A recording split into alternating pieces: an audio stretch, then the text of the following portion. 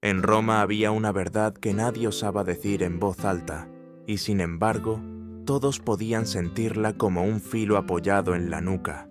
El poder no eran las legiones, ni el oro, ni el capricho de un César escondido entre columnas de mármol. El poder, el verdadero, era la prerrogativa de quitar la vida. Todo lo demás, las leyes, los juramentos, los censos, eran adornos que la ciudad se colocaba para sentirse civilizada, mientras, en su vientre, latía una maquinaria de muerte perfectamente engrasada. A esa maquinaria la servía un hombre sin nombre. No era un soldado, aunque su oficio olía a cuero sudado, a hierro templado, a sangre coagulada en la punta de los dedos. No era un magistrado, aunque la última palabra de su herramienta era la única que importaba. Tampoco era un sacerdote, aunque oficiaba ritos públicos ante multitudes convocadas por el rumor y el miedo. Lo llamaban Carnifex, el hacedor de carne, como si su tarea consistiera en esculpir el cuerpo hasta reducirlo a mensaje, a advertencia, a cicatriz sobre el alma de la ciudad. La ley le prohibía vivir dentro del Pomerium, la frontera sagrada de Roma donde los augures trazaban la respiración de los dioses. Afuera, más allá de la Porta Esquilina, comenzaba su mundo. Tumbas amontonadas, fosas comunes, hornos para quemar desperdicios, estacas mordidas por la cal. El aire no sabía a pan recién hecho ni aceite perfumado, sino a humo agrio y humedad vieja. Mezclaba el polvo con la ceniza y la memoria con la podredumbre. Allí se trabajaba el reverso de la civilización, lo que Roma no debía mirar para seguir creyendo en su propia inocencia. No era solo destierro, era un tabú. El Carnifex encarnaba la impureza ritual de la sangre derramada en público, la contaminación que la ciudad necesitaba expulsar más allá de sus muros para mantener el rostro limpio. En la lógica religiosa romana, esa mezcla torrencial de tradición, juramento y presagio, la mancha se contagia por contacto, por mirada, por proximidad. La comunidad, para salvarse, crea un portador de culpas y le encarga lo indecible. Es antropología de manual. La sociedad acuerda que alguien toque el abismo en su nombre, y luego lo marca para siempre. ¿Quién aceptaría tal marca? Nadie, si pudiera elegir. Por eso el sistema rara vez preguntaba. Al Carnifex se llegaba por el camino de los derrotados, prisioneros de guerra de pueblos severos, esclavos públicos sin patrono que los defendiera, condenados a los que se ofrecía un pacto imposible, vivir a cambio de convertirse en función, respirar a cambio de convertir el aliento en instrumento. Al cruzar ese umbral perdían el nombre, porque el nombre ata al clan y a la historia, y el sistema los necesitaba sin raíces, como herramientas que se guardan en un cofre sin inscripción. A cambio, se les exigía conocimiento. En eso, Roma era cruel y metódica. El Carnifex aprendía el mapa del cuerpo con precisión de escriba, el punto exacto donde un tendón cede sin matar, la rotación que pulveriza una articulación sin tocar una arteria, el golpe que quiebra un hueso con un chasquido audible a 20 pasos. La ciudad convertía el dolor en gramática y al verdugo en su único traductor. Cada ejecución era una lectura pública.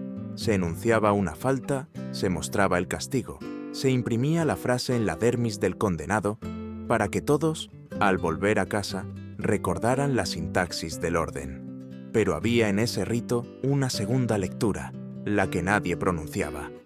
El público no era inocente. La multitud miraba, aprendía, bajaba la vista en el momento justo.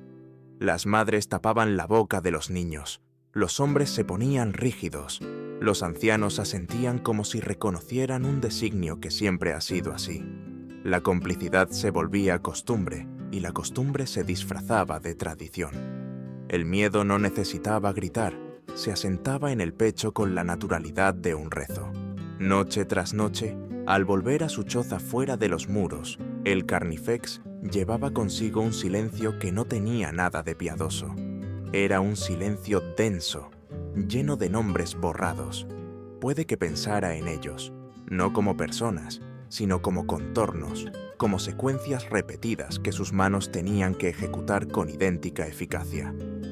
Para trabajar, debía apagar la compasión como quien apaga una lámpara. Para no enloquecer, debía guardar un rescoldo de humanidad debajo de las cenizas. Ese equilibrio era una cuerda floja sobre la cual caminaba cada día, sin aplausos, sin red. Si alguien le hubiera preguntado por qué se convirtió en eso, quizá habría dicho, porque la ciudad lo necesitaba. Eso consolaba y destruía a la vez. Su oficio era la forma más pura del servicio público y la más maldita.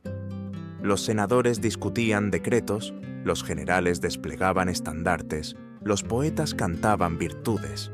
Él, mientras tanto, hacía posible que todo aquello pareciera tener un suelo firme. Con su bota manchada, aseguraba la fantasía de que el orden no se sostiene en la fuerza, sino en las palabras. Sabía que era mentira, y por eso dormía mal. La palabra carnifex llevaba consigo un peso que la lengua no podía disimular. No decía ejecutor, decía hacedor de carne, como si la materia humana fuera arcilla de uso público, recurso extraído del territorio de los cuerpos. La ciudad lo había convertido en artesano de una disciplina oscura, transformar a un condenado en un ejemplo, hacer de un esqueleto una lección, de una herida una frontera política. En ese arte, la precisión era clemencia y la lentitud, eficacia. La crueldad no se improvisa, se aprende, se pule, se afila hasta que brilla. De día, en la urbe, otros articulaban los principios, ius, mos maiorum, dignitas, auctoritas, palabras grandes, redondas, que llenaban la boca de los oradores. Afuera, con las manos agrietadas, él probaba el reverso de esos principios. Sabía cuándo la ley defendía a la ciudad y cuándo la ciudad usaba la ley como máscara. Lo olía en el pergamino, en el sello, en la urgencia con que lo llamaban. Las órdenes rutinarias pesaban de una forma. Las otras, esas que venían con cera roja y silencio, tenían el olor a metal caliente que anuncia la forja de un mensaje político. Porque el carnifex también leía entre líneas. Alguien, en algún despacho perfumado, había decidido que la carne hablaría por ellos, que el tiempo, medido en espasmos y en jadeos, sería más persuasivo que una moción en el Senado, que la plaza, con sus puestos de cuero y granos, sería aula cívica por una mañana, y que el hombre que operaba fuera de la muralla entraría, por unas horas, al corazón de la ciudad, solo para recordarle que el corazón late gracias a un músculo oscuro que nadie quiere mirar. En esa tensión vivía Roma. 2 respiraciones, la pública templada por incienso y promesas, y la otra, la que huele a cal y a sangre, indispensable como un órgano enterrado. El carnifex era la brida y el látigo de ese animal descomunal. Impuro para el contacto, necesario para el orden, aislado para preservar el mito, invocado para restituirlo cuando flaqueaba. Un hombre convertido en umbral, en frontera que separa lo decible de lo indecible. Y sin embargo, toda frontera se desplaza. El día que nos ocupa, el rumor corría antes que la aurora. Habría una ejecución que no se parecía a las otras. No la pedía un edil provinciano ni un juez de barrio. Venía de más arriba, de la sombra más densa del poder. El pergamino ardía con un nombre que en Roma se pronunciaba en voz baja, como si el sonido pudiera llamarlo. Para el carnifex, aquello no era un trabajo más, era un presagio. Comprendió, sin que nadie se lo explicara, que no solo le estaban pidiendo que castigara un crimen, le estaban pidiendo que escribiera una nueva gramática del miedo en el centro mismo de la ciudad. Nadie nace verdugo. En Roma, ese oficio no se aprendía por vocación, sino por condena. La maquinaria del Estado sabía cómo reciclar sus desechos humanos. Lo que el circo no devoraba, lo convertía en instrumento. Muchos carnifices habían sido prisioneros de tribus del norte o esclavos capturados en guerras donde los dioses parecían hablar una lengua distinta. Otros, criminales a los que el Senado ofrecía una tregua imposible. morir ante el público o vivir sirviendo a la muerte. Un pacto sellado sin gloria ni ceremonia, una adopción monstruosa dentro de la administración del terror. Los que aceptaban el trato no volvían a ser hombres. La primera lección era el olvido. Les borraban el nombre del registro cívico, les rasuraban el cabello y se les daba un número, un apodo o simplemente tú. La identidad era un lujo para los ciudadanos. El verdugo debía ser neutro, transparente, un ejecutor sin memoria. Roma creía en la pureza de los roles. El senador hablaba, el soldado obedecía, el sacerdote purificaba y el carnifex ensuciaba para que los otros pudieran seguir limpios. En esa lógica de castas morales, él era la grieta necesaria. Pero la impureza no significaba ignorancia. La República, y luego el Imperio, confiaban a estos hombres una sabiduría que los médicos aún temían practicar.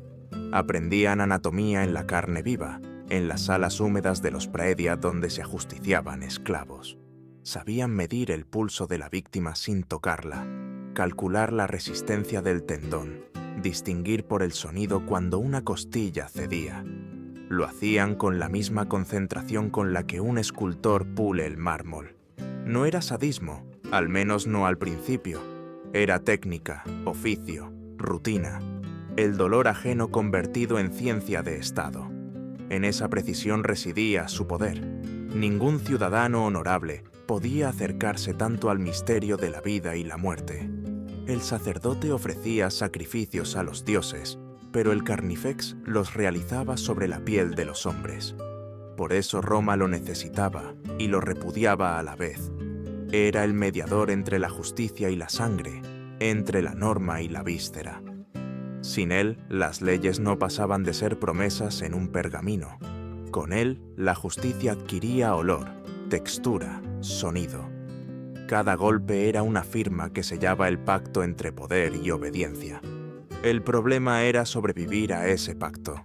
Para cumplirlo, debía anular toda empatía. La compasión era una enfermedad profesional. Infectaba la mano, hacía temblar la herramienta, arruinaba el espectáculo. Se decía que algunos verdugos terminaban hablando con los muertos, buscando en sus ojos abiertos un reflejo de sí mismos. Otros bebían sin medida, otros desaparecían en la noche, engullidos por la culpa. Roma no los lloraba. Un verdugo sustituido era una herramienta reparada. El sistema continuaba. Y sin embargo, entre las sombras del exilio, la mente del carnifex no dejaba de girar. Cada día se enfrentaba al mismo dilema que siglos después Freud llamaría repetición, el intento de dominar un trauma repitiéndolo. Cada víctima nueva era, en secreto, un espejo del primero al que había matado. El sonido del hueso roto no solo marcaba la condena del otro, también confirmaba su propia esclavitud. En su oficio había algo de castigo autoinfligido, un eco perverso del mito de Prometeo, servir al poder y ser devorado por él. De noche, al afilar los instrumentos, pensaba en la precisión de las órdenes. A veces llegaban con sellos comunes, robos, fugas, blasfemias, trabajos de rutina, pero otras venían con lacre rojo y la tinta aún húmeda. Esas eran diferentes. Las firmaba alguien con autoridad suficiente para torcer las leyes, alguien que entendía el valor político del dolor. En esos momentos el verdugo sentía una corriente helada por la espalda. Sabía que su oficio estaba a punto de ser usado no como justicia, sino como mensaje. Y cada mensaje nuevo erosionaba un poco más la frontera entre castigar y asesinar. En el Imperio, el dolor era retórica. Los tribunales hablaban en decretos, el pueblo entendía en espectáculos. El cuerpo del condenado era la pizarra donde el poder escribía su gramática. Crucifixiones para los traidores, hogueras para los impíos, flagelos para los ladrones. Cada método tenía su público y su función pedagógica, pero el carnifex, con sus manos expertas, era el único capaz de traducir esa retórica en realidad palpable. Su oficio no era solo matar, era administrar el tiempo de la agonía, controlar la respiración del imperio a través del jadeo del reo. Con el tiempo, ese conocimiento se volvía una especie de fe, no en los dioses, sino en el equilibrio entre orden y caos. Sabía que si el miedo se debilitaba, la ciudad se derrumbaría. Su trabajo era el contrapeso oscuro de la civilización, y en esa convicción encontraba un sustituto de redención. «Soy necesario», podría haber pensado. «Mi impureza mantiene puro al resto». Esa era su plegaria secreta, una oración que no se decía en templos, sino en la penumbra de los subterráneos. Pero una oración no puede sostener a un hombre por siempre. En el fondo de su mente, algo comenzaba a resquebrajarse. Roma le había enseñado a obedecer, no a pensar. Sin embargo, cada grito prolongado, cada mirada de los espectadores, dejaba una grieta en su armadura. Empezaba a comprender que el verdadero espectáculo no era la tortura, sino la multitud, que él no era el amo del miedo, sino su sirviente. El público lo miraba como a un monstruo, pero dependía de él para sentirse seguro. Era el espejo deformante de su propia moral, y eso lo devoraba. Un amanecer, al recibir una nueva orden, lo supo sin necesidad de leer el pergamino. El sello era distinto, el lacre más grueso, la caligrafía más cuidadosa. El mensajero no era un guardia común, sino un emisario con túnica roja. No venía del tribunal, sino del corazón del poder, del prefecto Lucio Helio Sejano. El verdugo comprendió que su arte iba a ser invocado en una escala que jamás había imaginado. No se trataba de un ladrón ni de un esclavo, se trataba de un símbolo. Y Roma entera aprendería, una vez más, el precio de abrir la boca contra el miedo. Lucio Helio Sejano, prefecto de la Guardia Pretoriana, no necesitaba levantar la voz para que Roma temblara. Había nacido sin nobleza, pero con un talento innato para entender el alma enferma del poder.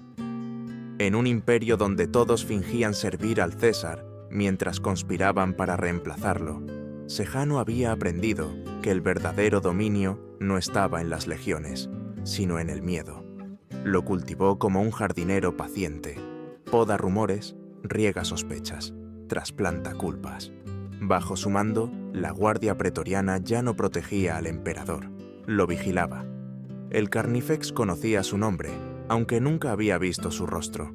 Era el tipo de hombre cuyo título pronunciaba el mensajero con una ligera inclinación de cabeza y cuyo sello transformaba cualquier orden en dogma. En Roma, Sejano era una presencia más que una persona.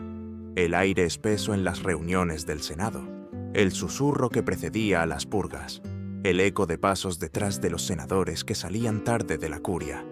Si Tiberio era el sol distante del poder, Sejano era la sombra que quemaba más cerca. Aquel día, el verdugo rompió el sello de cera roja con los dedos aún manchados de óxido. La orden era precisa y espeluznante. Debía ejecutar a un senador, Tito Junio Galba, en el Foro Boario. No bastaba con matarlo. Debía hacerlo lentamente, públicamente, metódicamente, durante 6 horas, desde el amanecer hasta el mediodía. Los huesos, uno por uno, en un orden determinado. Sejano no buscaba justicia, buscaba un espectáculo. La tortura no era el castigo, era el mensaje, y el cuerpo del senador, su soporte. Galba no era un criminal ni un traidor, era un hombre de palabra, una de esas raras figuras que aún creían que Roma podía gobernarse con principios en lugar de amenazas. Había hablado en contra de las purgas de Sejano, denunciado las ejecuciones sin juicio, invocado la vieja dignitas senatorial que alguna vez equilibró la ambición de los hombres fuertes. Su error fue creer que la verdad podía pronunciarse sin consecuencias. En un sistema basado en el miedo, la verdad es una blasfemia. El Carnifex comprendió de inmediato la magnitud del encargo. Hasta entonces había servido a la ley, o al menos a su fachada. Esa vez serviría a un hombre, y no cualquier hombre, el más temido del imperio. Era la primera vez que entendía que la legalidad podía ser utilizada como arma personal, que la justicia, como el hierro, se puede moldear al fuego del poder. y ese fuego, en manos de Sejano, ardía sin límites. En su mente comenzó a repasar los detalles logísticos. El foro boario era un lugar impuro para una ejecución de esa naturaleza, un mercado de ganado, un hervidero de olores y gritos. Pero quizá por eso lo había elegido Sejano. Allí, entre el estiércol y el comercio, Roma vería caer a uno de sus nobles. Era una metáfora perfecta, el poder reduciendo la dignidad a carne, al mismo nivel que las bestias. Y el Carnifex sería su sacerdote, el intérprete de esa profanación. Mientras el mensajero esperaba su respuesta, el verdugo levantó la vista y preguntó algo que no solía preguntar. «¿Por qué él?», murmuró. El mensajero sonrió apenas, una sonrisa hueca, burocrática. «¿Por qué habló?», respondió. «Y Roma ya no necesita palabras». La respuesta le heló la sangre, porque era cierta. Roma había pasado de la palabra a la espada, del debate al decreto, del foro como lugar de ideas al foro como escenario del miedo. La civilización se había convertido en espectáculo, y la violencia en su nuevo idioma. Esa noche, mientras afilaba las herramientas, el Carnifex sintió algo parecido a la piedad. No por Galba, sino por sí mismo. Sabía que lo que estaba Bull a punto de hacer no se olvidaría fácilmente, que cada golpe que diera esa mañana no solo rompería huesos, sino el último límite invisible entre la justicia y el crimen. Durante años había creído ser un instrumento de la ley. Ahora se daba cuenta de que estaba a punto de convertirse en un arma de la ambición. Roma dormía, pero su respiración era irregular. En las tabernas, los rumores se filtraban como vino derramado. Un senador sería castigado al amanecer. Nadie sabía el motivo, y nadie quería saberlo. El miedo había enseñado a todos el arte del silencio. Incluso los esclavos hablaban con gestos, temerosos de que las paredes escucharan. En los templos, los sacerdotes fingían no haber oído nada. Los augures callaban sus presagios. Cuando el miedo gobierna, los dioses se vuelven discretos. Al filo del amanecer, el Carnifex se vistió. No llevaba armadura ni insignias, solo la túnica oscura y el manto que usaba para trabajar. En su cofre, las herramientas descansaban envueltas en tela. Martillos, tenazas, cuerdas, un gancho de hierro que nunca había usado. Lo tocó, presintiendo que pronto dejaría de ser un simple instrumento. Luego caminó hacia la ciudad, siguiendo el camino de tierra que conducía al foro boario. Cada paso resonaba como una plegaria invertida. Cuando cruzó la Porta Esquilina, por primera vez en años, sintió el aire de Roma dentro de los muros. No olía a incienso ni a trigo recién molido.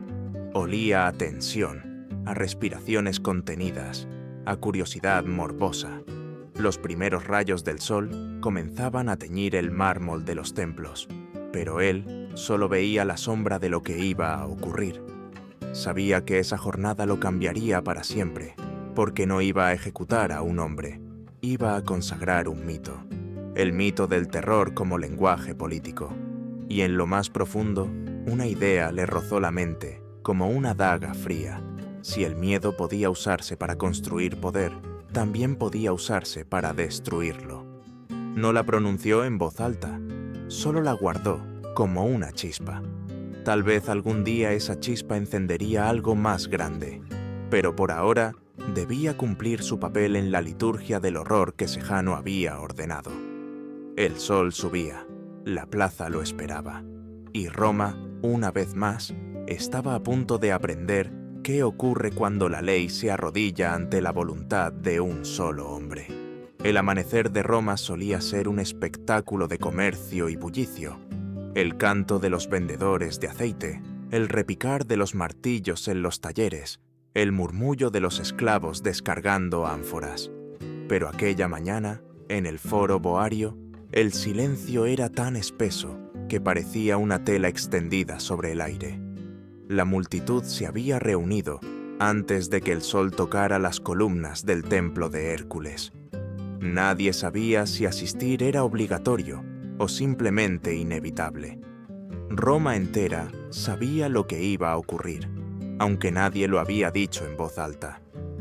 En el centro del mercado, donde normalmente se ataban las reses, había sido erigida una plataforma de madera nueva, aún impregnada del olor de la resina fresca. A su alrededor, los guardias pretorianos de Sejano se mantenían inmóviles, con los rostros ocultos bajo los cascos bruñidos. No vigilaban a los prisioneros, vigilaban a los espectadores. Observaban quién apartaba la mirada, quién murmuraba una protesta, quién respiraba demasiado fuerte.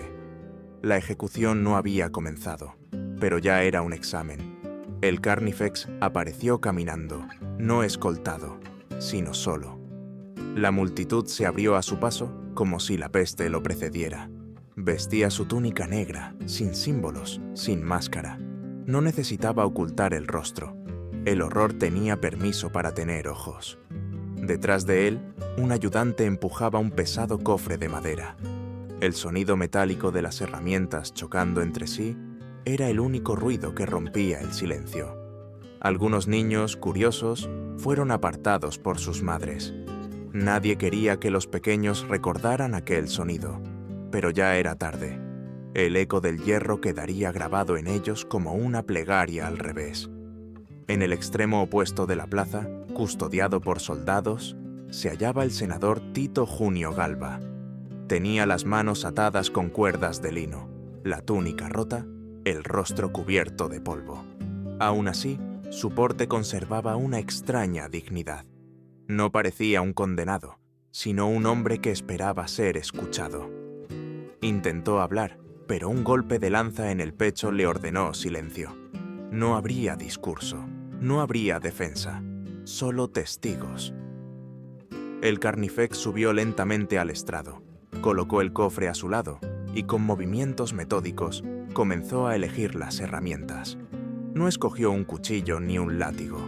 Tomó un pequeño martillo de bronce, casi delicado, como si fuera el instrumento de un joyero. Lo sostuvo a contraluz, observando cómo el sol naciente encendía reflejos dorados en el metal. Luego se acercó a Galba, que estaba amarrado al pilar central, con los brazos extendidos. El verdugo no miró su rostro, miró sus manos, las mismas que habían sostenido decretos, que habían señalado errores en el Senado, que habían aplaudido victorias. Con un gesto preciso, tomó la mano izquierda del senador, extendió los dedos sobre un bloque de madera y levantó el martillo. Nadie respiró. El sonido del primer golpe fue breve, pero tan limpio que pareció dividir el aire. Un niño soltó un sollozo. Su madre lo cubrió con la capa. El grito de Galba se alzó, desgarrador, un rugido que atravesó la plaza. El ritual había comenzado. El Carnifex trabajaba sin prisa. Golpe tras golpe, separaba los huesos de la voluntad, prolongando el tiempo entre cada impacto como un músico que mide las pausas de una melodía macabra. A veces detenía la mano, no por compasión, sino para permitir que el dolor se instalara, que la multitud lo asimilara. Cada silencio era parte de la tortura. Roma debía entender no solo lo que se hacía, sino lo que significaba. A medida que avanzaba, un murmullo se propagaba entre los presentes. No era indignación, ni piedad, ni siquiera horror. Era un murmullo de reconocimiento. Todos, desde el vendedor de vino hasta el magistrado en primera fila, comprendían el mensaje. El poder podía quebrar incluso los dedos que habían escrito las leyes. Nadie, por noble que fuera, estaba a salvo. El verdugo siguió con los pies, luego con las rodillas. Galba jadeaba, pero no suplicaba.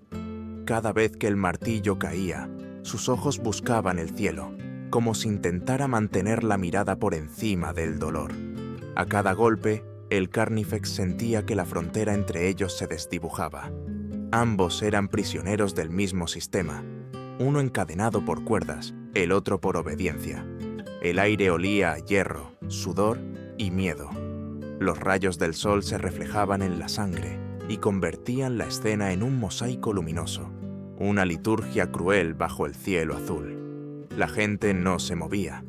Algunos vomitaban en silencio, otros apretaban los labios. Nadie se atrevía a marcharse. La asistencia era su forma de supervivencia. Presenciar el horror era una manera de demostrar lealtad. El Carnifex, concentrado, seguía el protocolo con una precisión casi devota. No mataba, administraba el tiempo de la agonía. Su respiración se acompasaba con los gritos. Su mente se vaciaba, buscando refugio en la repetición mecánica.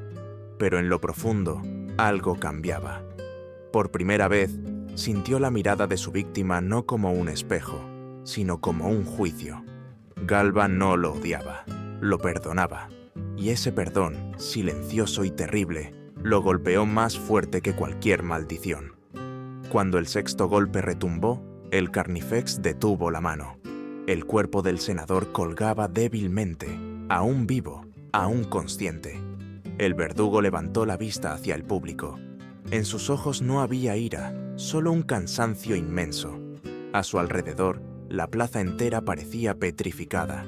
El espectáculo había cumplido su propósito. El miedo ya no necesitaba palabras. Roma había sido testigo de su propia fragilidad. En ese instante, el Carnifex entendió que algo se había quebrado para siempre. No solo en el cuerpo del senador, sino en el corazón de la ciudad. Porque cuando la justicia se convierte en teatro, el primer cadáver es la ley. El silencio posterior al último golpe fue más pesado que los gritos. La multitud, antes compacta y expectante, parecía haberse disuelto en una sola respiración contenida. El sol ya se alzaba sobre el foro boario, dorando los templos y las columnas, como si la propia Roma intentara cubrir con luz lo que había presenciado. Pero ninguna claridad podía limpiar aquello. El aire estaba cargado, saturado de un olor que no era solo sangre. Era el olor del miedo institucionalizado, el perfume del poder cuando decide mostrar su rostro sin máscara. El Carnifex permanecía inmóvil, con el martillo aún en la mano. Frente a él, Galba respiraba con dificultad. Tenía el cuerpo destrozado, pero los ojos abiertos, fijos, serenos. No pedía clemencia, no maldecía. Observaba. Y en esa mirada había algo insoportable, algo que ni el verdugo ni el público podían sostener. Era la mirada de un hombre que, aun deshecho, seguía siendo libre. Para el verdugo, aquel instante fue una revelación. Toda su vida había creído que el poder residía en sus manos, en la precisión de sus golpes, en el dominio sobre la carne ajena. Ahora comprendía que la verdadera fuerza estaba en quien podía soportar el dolor sin perder su identidad. Galba, el condenado, era más poderoso que él. En su quietud había una forma de desafío que convertía la tortura en fracaso moral. Roma estaba presenciando algo que no debía existir: la dignidad sobreviviendo al horror. Esa fue la grieta que partió el alma del Carnifex. Sintió el temblor subirle por los brazos, no de fatiga, sino de duda. La duda es el lujo reservado a los hombres libres. Había entrado en su oficio como un veneno. Recordó los rostros de los otros, los que había castigado en nombre de la ley. ¿Cuántos de ellos habían tenido esa misma mirada? ¿Cuántas veces había confundido obediencia con justicia? El eco de los golpes se le repetía en la cabeza, pero ya no como sonidos del deber, sino como campanadas de culpa. La multitud comenzaba a murmurar. No era compasión, era algo más denso, más peligroso. Era el reconocimiento colectivo de una verdad indecente, que la violencia del Estado podía volverse contra cualquiera. Los senadores presentes bajaron la vista, temerosos de que alguien les leyera en los ojos la semilla de la empatía. Los comerciantes apretaban los labios, los esclavos se encogían intentando hacerse invisibles. Nadie aplaudió, nadie gritó «¡Ave Roma!». El espectáculo había perdido su guión. El Carnifex bajó el martillo. Por un instante pensó en detener todo. Bastaría con dejar caer la herramienta. con negarse a continuar, pero sabía que ese gesto sería su sentencia. En Roma, el verdugo que desobedecía era ejecutado por el siguiente. La máquina no podía detenerse, así que se obligó a continuar, aunque ya no lo hacía con la precisión del profesional, sino con la pesadez de un condenado. Cada golpe nuevo no era contra Galba, sino contra su propia alma. En el rostro del senador se dibujaba una mueca extraña. No era dolor, era compasión, una compasión silenciosa que quemaba más que el hierro. Galba comprendía que su muerte era más que un castigo, era una advertencia, pero también sabía que, al soportarla sin quebrarse, estaba derrotando al sistema que lo condenaba. Sejano obtendría su espectáculo, sí, pero no el efecto que deseaba, porque el martirio, incluso cuando nace del terror, puede volverse símbolo. El verdugo sintió esa inversión en el aire, como una corriente invisible. El público ya no veía un traidor, veía a un hombre. Y ver a un hombre donde debía haber solo un cadáver era peligroso. Roma podía tolerar la crueldad, pero no la compasión. La compasión es subversiva, rompe la geometría del miedo. Por primera vez, el Carnifex entendió que la tarea de Sejano no era solo ejecutar cuerpos, sino borrar rostros, destruir la posibilidad misma de identificarse con la víctima.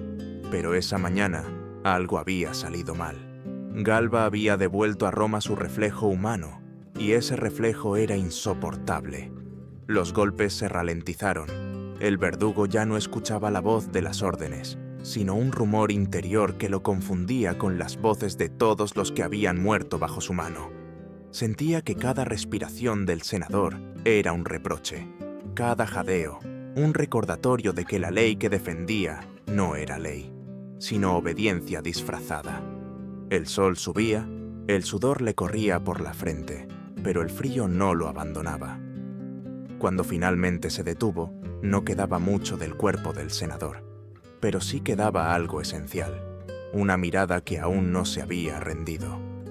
Fue entonces cuando el Carnifex entendió el verdadero alcance de lo que acababa de suceder. No había ejecutado a un traidor, había creado un mártir, y los mártires son semillas, no cadáveres. A su alrededor, los pretorianos mantenían la compostura, pero en sus ojos se reflejaba la inquietud. Hasta ellos, acostumbrados a la violencia, parecían haber presenciado un sacrilegio. Porque en Roma, destruir el cuerpo de un ciudadano era un acto legal, pero profanar su dignidad era un pecado contra la ciudad misma. Galba había muerto sin renunciar a su condición de romano, y eso lo convertía en un símbolo imposible de borrar. El Carnifex respiró hondo y levantó la vista hacia la multitud. Nadie hablaba, pero lo que se comunicaba en ese silencio era más potente que cualquier discurso. Sejano había querido demostrar que nadie era intocable, y lo había conseguido, pero también había demostrado algo que no comprendía, que el miedo puede someter, pero no puede ser amado. Roma lo obedecería, sí, pero empezaba a odiarlo. Mientras los soldados preparaban la siguiente fase de la ejecución, el verdugo comprendió que aquel día no terminaba con la muerte de un hombre. Comenzaba con el nacimiento de un fantasma hecho de vergüenza y de memoria que recorrería los pasillos del poder recordándole a todos que, cuando la justicia se arrodilla ante el terror, la ciudad deja de ser eterna. El silencio no duró mucho. Desde el extremo del foro, un mensajero de Sejano se abrió paso entre la multitud, escoltado por 2 pretorianos. Llevaba en las manos un nuevo pergamino, lacrado con el sello rojo del prefecto. Lo entregó sin palabras al oficial que presidía la ejecución. El Carnifex lo observó desde la plataforma, con el presentimiento de que aquel documento traía un último acto, un epílogo innecesario, y lo presentía con razón. El oficial rompió el sello, leyó y su rostro se tensó apenas, como el de alguien que ha visto repetirse un crimen que ya no sorprende. Luego asintió al verdugo sin decir una sola palabra, y señaló con la mirada el cofre. El Carnifex entendió. Sejano exigía el uncus, el gancho de hierro, el instrumento reservado para los ladrones, los asesinos, los cuerpos sin nombre que se arrastraban por las calles y luego se lanzaban al Tíber para que el agua borrara su existencia. Usarlo con un senador era algo más que una crueldad. Era una herejía civil. Durante siglos, el uncus había sido símbolo del desprecio supremo. Su función no era matar, sino despojar al cadáver de toda dignidad. Enganchar la carne y arrastrarla por el suelo era negar la posibilidad del rito fúnebre, del descanso, del recuerdo. En Roma, donde la memoria era la única inmortalidad posible, esa negación equivalía a una segunda muerte. El Carnifex lo sabía, y por eso dudó. Por primera vez en su carrera, su mano vaciló. La multitud percibió el temblor. El verdugo miró a Galba. ¿Seguía vivo? O al menos consciente. Sus ojos, velados por el dolor, se alzaban hacia el templo de Júpiter en la colina capitolina, como si buscara en el dios supremo un testigo. No había súplica, solo despedida. Aquella mirada no pedía justicia, la señalaba. El Carnifex bajó los ojos. A su alrededor, los pretorianos esperaban. No podía negarse. La maquinaria del poder no admitía grietas. Así que metió la mano en el cofre, tomó el gancho y lo levantó lentamente. El hierro relucía con un brillo oscuro, un reflejo que parecía absorber la luz. Se acercó al cuerpo del senador. Cada paso era una condena pronunciada no por la ley, sino por la vanidad de un solo hombre. En su mente resonaban las lecciones de los sacerdotes antiguos. No mancilles la carne del ciudadano, porque mancillas la ciudad. Pero Sejano había decretado que Roma ya no necesitaba dioses, solo obediencia. El Carnifex lo comprendía demasiado tarde. Lo que estabas a punto de hacer no era una ejecución, era una profanación. Y él, que siempre había sido el brazo del orden, se convertía ahora en su destructor. El público, hasta entonces petrificado, empezó a murmurar. El rumor creció como una marea contenida. Nadie se atrevía a protestar, pero todos sabían que algo imperdonable estaba a punto de suceder. Los senadores presentes palidecieron. Algunos cerraron los ojos, otros se santiguaron discretamente con gestos paganos, como si quisieran invocar cualquier divinidad dispuesta a mirar. Pero los dioses guardaban silencio. El Carnifex levantó el uncus. El sonido del metal cortando el aire fue breve, seco. Lo hundió bajo la mandíbula del senador, con la precisión aprendida de años de oficio. Un tirón, un chasquido. La carne cedió. El cuerpo se desplomó, inerte, arrastrado unos pasos hasta el borde de la plataforma. Un hilo de sangre se deslizó por la madera y cayó sobre el polvo del foro. Nadie gritó. Nadie se movió. En ese instante, Roma entera pareció detener su respiración. El verdugo se quedó quieto, con el gancho aún en la mano. Algo dentro de él se quebró, pero no hacia el llanto. Era una fractura fría, silenciosa, la certeza de haber cruzado un punto sin retorno. No había obedecido una orden, había ejecutado una blasfemia, y lo peor era saber que lo había hecho para sobrevivir. Levantó la vista hacia la multitud. Miles de ojos lo observaban. No había aplausos, ni vítores, ni alabanzas al César. Lo que veía en esos rostros era peor, un juicio colectivo. En silencio, el pueblo de Roma acababa de condenar no solo a Sejano, sino también a él. Nadie lo diría en voz alta, pero todos lo sabían.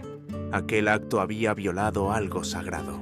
El miedo podía sostener el poder, pero no podía absolverlo.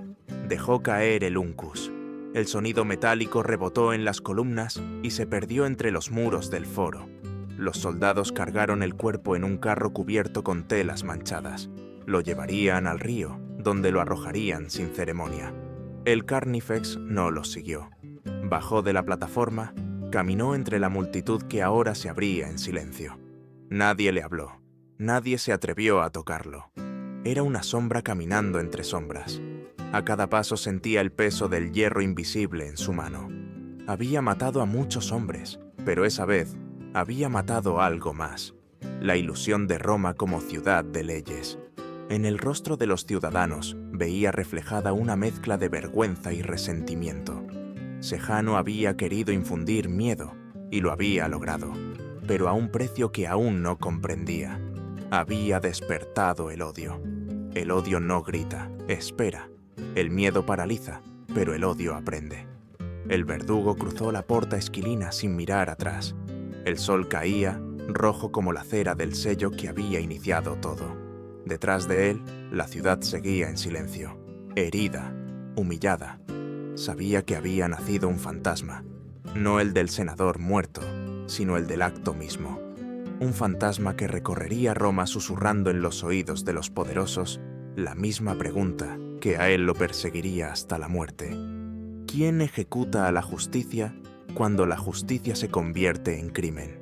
El rumor del crimen viajó más rápido que los mensajeros oficiales. En las tabernas se murmuraba, en los baños se comentaba en voz baja, en los atrios de las casas nobles se fingía ignorancia. Todos sabían lo ocurrido. Sejano había humillado a un senador con el uncus, el gancho reservado a los miserables. Roma, que había soportado miles de muertes, sintió por primera vez vergüenza, y la vergüenza, en una ciudad que se alimentaba de honor, era una semilla venenosa. A cientos de millas de allí, en la isla de Capri, un viejo emperador vivía rodeado de silencio y paranoia. Tiberio, cansado de Roma y de sus intrigas, observaba el mar como quien vigila a un enemigo que nunca duerme. Creía que su retiro lo había librado del veneno de la política, pero las olas traían rumores, y cada rumor era una astilla en su mente. Entre las noticias que llegaban, una sobresalía: el espectáculo en el foro boario, el senador destrozado, la multitud muda, y el nombre que se repetía en cada carta: Sejano. Tiberio había confiado en él como en un hijo. Lo había hecho comandante de la guardia pretoriana, su sombra, su ejecutor, su guardián. Pero aquel acto lo cambió todo. No por la crueldad, Tiberio no era ajeno a la sangre, sino por la arrogancia. El emperador entendió el mensaje que Sejano había enviado sin palabras, que ya no servía al poder, sino que lo poseía. En Roma solo puede haber un monstruo. Antonia, madre de Germánico y una de las pocas voces que aún se atrevían a escribirle al emperador, había sido la primera en advertirlo. Su carta no pedía clemencia, ofrecía hechos. «Ha usurpado tu miedo», escribió. «Y quien controla el miedo en Roma, controla Roma». Tiberio leyó esas palabras y por primera vez en mucho tiempo sintió un estremecimiento que no provenía de la edad. Los informes de Sejano hablaban de orden, de conspiraciones desarticuladas, de enemigos eliminados. Pero el emperador comenzó a notar un patrón: demasiado orden, demasiadas ejecuciones, demasiadas purgas con su sello. Y ahora, un senador arrastrado como un ladrón. No era justicia. Era una audición para un trono. Tiberio comprendió que había creado un reflejo de sí mismo y que ese reflejo ahora lo observaba con hambre. En su mente empezó a trazar la trampa. No atacaría de frente. Eso sería reconocer su debilidad. En cambio, haría lo que mejor sabía hacer: esperar. Alimentaría la ilusión de poder de Sejano. Lo haría sentirse invencible. Roma entera sería su espejo, y en ese espejo se perdería. Mientras tanto, el emperador prepararía su sustituto, un hombre discreto, sin ambiciones visibles, con la lealtad de un perro y la paciencia de una víbora. Ese hombre se llamaba Macrón. La noticia de la futura reunión del Senado llegó como un rayo. Sejano pensó que era su momento de consagración. Llevaba meses actuando como coemperador, firmando decretos, decidiendo nombramientos, controlando el acceso al propio Tiberio. Entró en la curia el día señalado, envuelto en una calma de dios terrenal. Los senadores se levantaron al verlo. algunos por adulación, otros por miedo. En sus labios brillaba la sonrisa de quien cree haber domesticado al imperio. Entonces, el heraldo anunció la llegada de una carta imperial. Sejano se acomodó, seguro de que escucharía su propio elogio. Al principio, así fue. Tiberio lo colmaba de alabanzas, lo llamaba fiel amigo, protector de Roma, pilar del orden. Sejano cerró los ojos un instante, saboreando la victoria. Pero luego el tono cambió. Una frase, apenas un matiz. Aunque la virtud, cuando no se mide, puede tornarse ambición. El silencio cayó sobre la sala. Una segunda línea siguió, más afilada. Y la ambición, cuando se disfraza de lealtad, es la más peligrosa de las traiciones. El corazón de Sejano se contrajo. Alzó la vista. Vio a Macrón en pie, sosteniendo la carta, su voz implacable. Las palabras finales de Tiberio sonaron como sentencia. Agradeced a los dioses, que aún haya justicia en Roma. El Senado sabrá qué hacer con quien la ha usurpado. En ese instante, la guardia que había sido suya avanzó hacia él. Ninguno de los hombres lo defendió. El poder había cambiado de dueño en un suspiro. Mientras lo arrastraban fuera de la curia, Sejano comprendió la magnitud de su error. Había olvidado que el miedo no se posee, se administra. El emperador, desde su retiro, había demostrado que incluso el monstruo más ambicioso sigue siendo una herramienta. El Carnifex, lejos del foro, recibió una orden verbal, breve, sin pergamino, sin sello. El nuevo prefecto te convoca dentro de los muros. No preguntó, no necesitó hacerlo. Sabía que el ciclo se cerraba.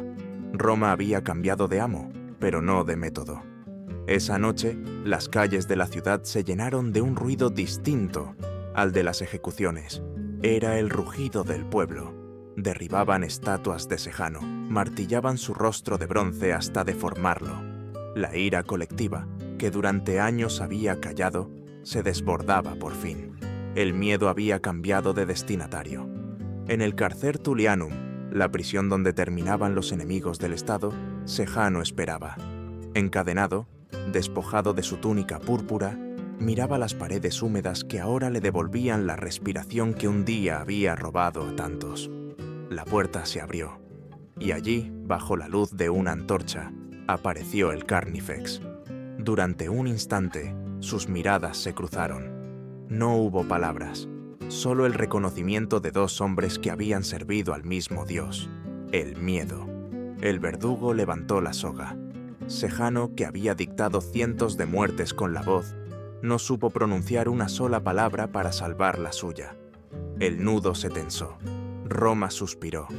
El círculo se había cerrado. El instrumento de su ascenso era ahora el ejecutor de su caída. Y en ese silencio, el imperio recordaba su ley más antigua. Ningún monstruo reina para siempre. Siempre hay otro dispuesto a devorarlo. La caída de Sejano fue celebrada como una purificación. En los días que siguieron, Roma pareció liberarse de un hechizo. El Senado proclamó la damnatio memoriae, la condenación de la memoria. Su nombre fue borrado de los registros, sus estatuas destruidas, sus retratos martillados hasta que los rasgos se disolvieron en el polvo. En los foros, el pueblo gritaba su odio. Los sacerdotes ofrecían sacrificios para limpiar la ciudad de su sombra. Pero bajo la superficie del júbilo latía una verdad más inquietante. El sistema que lo había creado seguía intacto. El Carnifex lo comprendió mejor que nadie. Había cumplido su última orden y sin embargo no se sentía libre. Su choza, fuera del Pomerium, seguía igual. El aire pesado, las herramientas en su cofre, el eco de los gritos. Roma había cambiado de monstruo, pero el altar donde se sacrificaban los cuerpos seguía en pie. En cada amanecer, el verdugo sabía que en algún lugar alguien volvería a pronunciar la frase que lo convocaba: «El Estado te necesita». El Senado podía borrar nombres, pero no podía borrar funciones. En las sombras, el oficio del Carnifex persistía. ahora con otros nombres más limpios. Ya no era el hacedor de carne, sino el agente del orden. Las ejecuciones, que antes se realizaban frente a multitudes, se trasladaron a los subterráneos del Estado, lejos de los ojos del pueblo. Pero el principio era el mismo: mantener el miedo, conservar el control. Roma había aprendido a disfrazar su brutalidad de procedimiento. El verdugo, sentado frente a su puerta, observaba el horizonte. No había gloria en su oficio, pero sí una amarga comprensión. Toda civilización, por muy refinada que se crea, necesita un rincón oscuro donde depositar la violencia que la sostiene. Lo sabía porque lo había visto en los ojos de los senadores, de los soldados, del pueblo que fingía horror mientras disfrutaba del espectáculo. Roma no odiaba realmente al Carnifex, lo necesitaba. Era su pecado necesario, su coartada moral. En los días posteriores a la muerte de Sejano, comenzaron a circular historias. Algunos decían que el verdugo había sido recompensado y retirado en secreto. Otros, que había desaparecido en la noche, llevado por la culpa. Un rumor afirmaba que había sido ejecutado por saber demasiado, que el nuevo prefecto había querido borrar el último testigo. Nadie lo sabía, nadie lo preguntaba. Roma era hábil para olvidar lo que le convenía. Lo cierto es que su legado no murió. En los archivos ocultos de los templos, los juristas y filósofos empezaron a debatir sobre el papel del verdugo en la estructura del poder. ¿Era un servidor de la ley o su negación? ¿Un hombre o una función? Algunos lo comparaban con el scapegoat de los ritos antiguos, el portador de la impureza que libera a la comunidad. Otros lo veían como un síntoma, la evidencia de que la justicia romana necesitaba la violencia para existir. El concepto de damnatio memoriae se convirtió en una ironía cruel. Se podía borrar un nombre, pero no el arquetipo que representaba. La figura del Carnifex, aunque condenada al olvido, persistía en la conciencia colectiva, en los sueños, en las pesadillas. Los niños, al pasar junto a las tumbas, escuchaban a sus madres susurrar: «Duerme, o vendrá el Carnifex». En los burdeles y los cuarteles, su nombre se convirtió en una broma, amarga, una palabra que hacía temblar incluso a los que reían. Los años siguientes vieron nacer nuevas formas de castigo. Se hablaba de justicia más humana, de leyes más moderadas. Pero en los sótanos, en las prisiones, en los desiertos, donde se enviaban a los enemigos del Estado, la sombra del verdugo seguía actuando. Había cambiado su rostro, su herramienta, su uniforme, pero no su esencia. Roma había comprendido que el miedo, dosificado, era más eficaz que la espada. El Carnifex, reducido a un fantasma administrativo, seguía trabajando para el orden. El imperio continuó expandiéndose, orgulloso de su cultura, de sus monumentos, de su arte. Los poetas escribían sobre la gloria, los filósofos sobre la virtud, los juristas sobre la equidad. Nadie mencionaba al hombre que mantenía en pie esa ilusión, al operario invisible del terror legal. Pero él estaba ahí, en cada decreto de ejecución, en cada prisión abarrotada, en cada sentencia firmada por un juez que dormía tranquilo, pensando que la sangre derramada no manchaba su pluma. Un día, el Carnifex desapareció de los registros. Quizá murió de viejo, quizá fue reemplazado, o tal vez comprendió que no podía morir, porque su figura no dependía de un cuerpo, sino de una necesidad. En algún rincón de Roma, los esclavos decían que había sido visto cerca del Tíber, mirando el agua donde arrojó a Galba, esperando que el río, al fin, arrastrara también su culpa. Pero los ríos no lavan las ideas. La ciudad siguió su curso, celebrando victorias, llorando derrotas, reinventando sus mitos. Y en todos ellos, oculto entre líneas, persistía el eco de aquel oficio. Roma podía borrar los nombres, pero no podía borrar la verdad que el Carnifex encarnaba, que detrás de cada ley hay una mano que la impone, y que esa mano tarde o temprano, deja de temblar. Con los siglos, el polvo cubrió los nombres y los templos. Roma se derrumbó, sus mármoles se desmoronaron, sus dioses se desvanecieron entre ruinas y saqueos. Pero la idea del Carnifex no murió. Sobrevivió al colapso de los imperios, viajó disfrazada en los himnos de la justicia, en las constituciones que prometían orden y virtud. Cambió de idioma, cambió de instrumentos, pero no de función. Lo que una vez fue un martillo de bronce y un gancho de hierro, hoy tiene otros nombres: ejecución sumaria, decreto, dron, sanción económica, desaparición. El verdugo sigue existiendo, solo que ahora nadie se atreve a llamarlo por su nombre. La historia de Roma no fue una excepción, sino un espejo. Cada civilización que se proclama justa necesita un lugar donde depositar la violencia que la hace posible.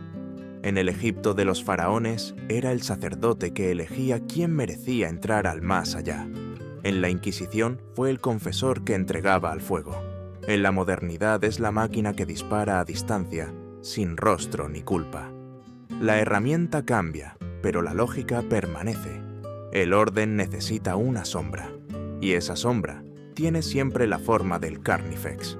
El miedo ha aprendido a vestirse con uniformes más pulcros. Ya no mancha las manos, mancha los expedientes. Los verdugos modernos no viven fuera de las murallas, viven dentro, entre nosotros. Firman documentos, aprueban protocolos, ejecutan órdenes por la seguridad de todos. Y cada vez que uno de nosotros acepta sin preguntar, reproduce el gesto antiguo del pueblo romano que observó y cayó en el foro boario. Porque el silencio sigue siendo la herramienta más eficiente del poder. La psicología lo llamaría disociación moral, la capacidad de participar en el daño sin reconocerse en él. Los antropólogos lo entienden como herencia del sacrificio ritual, los teólogos como la perpetuación del pecado original. Pero más allá de las definiciones, hay un hecho que no cambia. El ser humano necesita creer que la violencia puede ser purificadora. Roma no desapareció. Se atomizó en cada sociedad que separa las manos limpias de las sucias, los ejecutores de los inocentes, los amos de los servidores. El Carnifex, al final, no era un hombre. Era una idea. La idea de que la justicia puede delegar su rostro para no enfrentarse a su propio reflejo. La idea de que la obediencia justifica cualquier acto, incluso el más impío. La idea de que el miedo puede sostener la paz. En cada época, esta idea adopta un nuevo cuerpo. A veces viste toga, a veces uniforme, a veces traje y corbata, pero su mirada sigue siendo la misma, fría, precisa, vacía. Y su tarea también, recordarnos que el poder sin límite siempre encuentra manos dispuestas a ejecutarlo. Aún así, queda una pregunta, tan vieja como el imperio y tan actual como la próxima orden que alguien cumplirá sin pensar. ¿Necesitamos al Carnifex para mantener el orden? ¿O el Carnifex necesita el orden para seguir existiendo? Esa pregunta, que los romanos nunca se atrevieron a pronunciar, es la misma que flota en los despachos, en los cuarteles, en los laboratorios, donde se decide el destino de otros en nombre de la estabilidad. Quizá esa sea la herencia más profunda de Roma, no sus acueductos ni su derecho, sino su habilidad para convertir el miedo en estructura. El eco del foro boario aún resuena, aunque ya no haya gritos. Es un murmullo en nuestras conciencias, un recordatorio de que cada vez que alguien es sacrificado por el bien común, una voz antigua repite, «Esto ya lo hemos visto antes». Porque la historia del Carnifex no es la historia de un verdugo. Es la historia de todos los que miran y no hablan, de todos los que obedecen sin preguntar, de todos los que creen que la justicia puede construirse sin mancharse las manos. Y al final, esa es la verdadera tragedia, que mientras existan muros para separar la luz de la sombra, siempre habrá un hombre, o una idea, dispuesto a caminar entre ellas. El Carnifex sigue vivo, solo ha cambiado de nombre.